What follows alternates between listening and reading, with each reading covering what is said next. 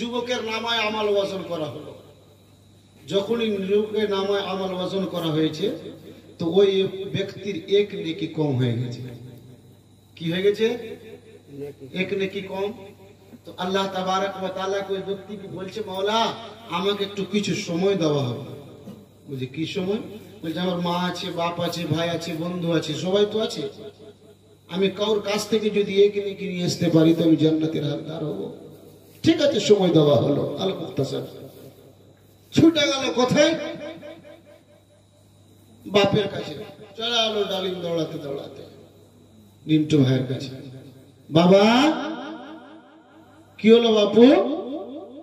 बोले अब्बा जब मेरा नामा आमाल वजन करने गया नेकी और बदी वजन करा হলো আল্লাহ তাবারক ওয়া তাআলার দরবারে আমার এক নেকি কম হয়ে গেছে। আব্বা আমাকে এক নেকির প্রয়োজন আছে, আমাকে একটা নেকি দিয়ে দাও।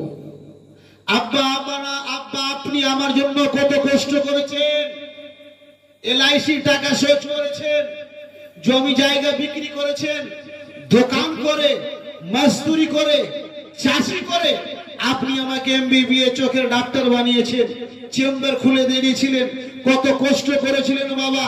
কিন্তু আজকে আমার কাছে একটাই নেকি কম হয়ে গেছে, সেটা আপনাকে পূর্ণ করতে হবে। আল্লাহু আকবার।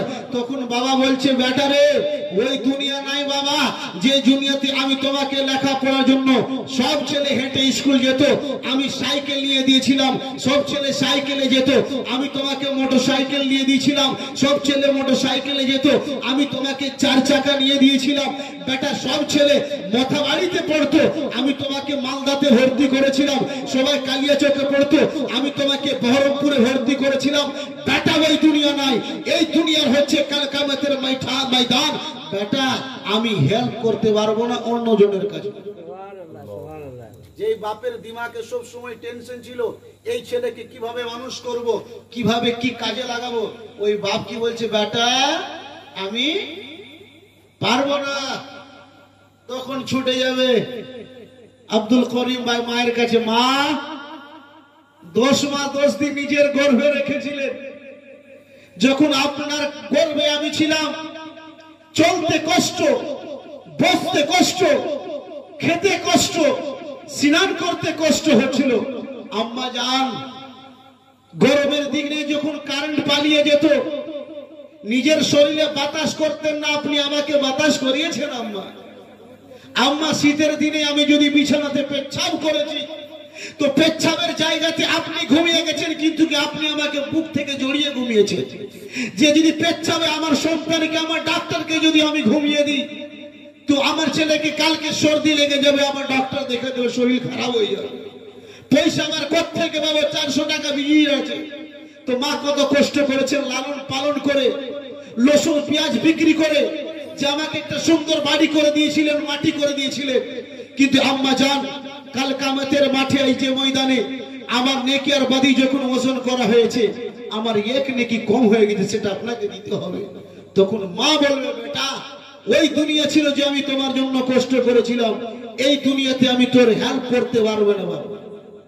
এবার আপনি অন্তরে হাত রেখে বলেন, যে জায়গাতে বাপ ধুৎকার দিয়ে দিল, যে जगह में माँ खत्म हो गई, बाप ने सारा करना छोड़ दिया, ভাইয়ের কাছে যাবে, ভাই বলবে পারবো না, বন্ধু বলবে পারবো না, বোন বলবে পারবো না, মাসি পিসি কেউ বলবে আমি পারবো না। যখন ওই বেচারা চতুর্দিক থেকে মায়ুস হয়ে, ওর চেহারাটা কিরকম হবে বলেন তো একবার? হাসবে না কাঁদবে?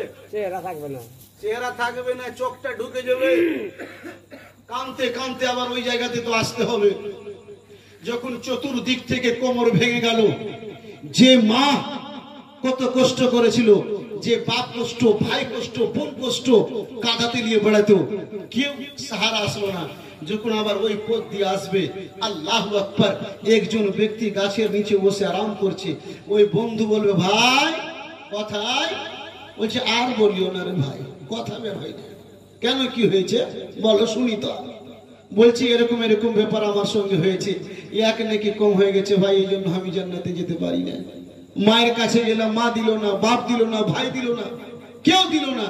এই জন্য আমি ভাবছি আমার ঠিকানা তো জাহান্নামে আছে, ওই জন্য আবার যাচ্ছি ওই দিকে। আল্লাহ আকবার। তখন ওই ব্যক্তিকে দয়া হবে আর ওই বলবে কি ভাই শুনো একটা কথা বলবো, বলো।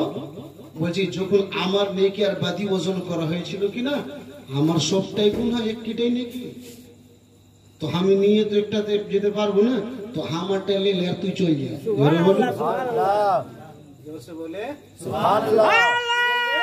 কি আমার কাছে সবটাই গুনাহ। যখন আল্লাহ তাবারক ওয়া তাআলার দরবারে হাকামুল হাকিমের দরবারে যখন আমার নেকি আর বাদি ওজন করা হলো সবটাই গুনাহ, একটাই নেকি আছে, এই নেকিটা তুমি নিয়ে নাও, তুমি জান্নাতে চলে যাও। আল্লাহু আকবার। ওই বান্দা, ওই যুবক, ওই নওজওয়ান ওই নেকিটা নিবে, আল্লাহর দরবারে পৌঁছে যাবে, মাওলাকে বলবে মাওলায়ে কাদির আবার আমার নামায় আমল ওজন করা হয়, নেকি আর বাদি ওজন করা যাক। যখনই নেকি আর বাদি ওজন করবে ওর এক নেকি বেড়ে যাবে। আল্লাহ বলবে কোথা থেকে পেয়েছো বান্দা? বলছে আল্লাহ সব জায়গায় গেলাম কোথায় পেলাম না, একটা যুবক ওই জায়গাতে বসেছিল ওই দিয়েছে। বলছে ওকে ডেকে নিয়ে এসো। যখন ওকে ডেকে নিয়ে আসবে জিজ্ঞাসা করবে তুমি নেকি দিয়েছো? বলছি কি হ্যাঁ, আমার তো সবটাই গুনাহ ছিল, তো করবো কিন্তু যাবো, এই জন্য দিয়ে দিয়েছি। বলছি তুমি যখন দিয়ে দিয়েছো তুমি যদি এত রহম করতে পারো তো আমি খোদা, তো আমি 70 মায়ের চাইতে বেশি বান্দার সঙ্গে মোহাব্বত করেছি, যাও আমিও তোমাকে মাফ করে দিলাম। জোরে বলুন সুবহানাল্লাহ।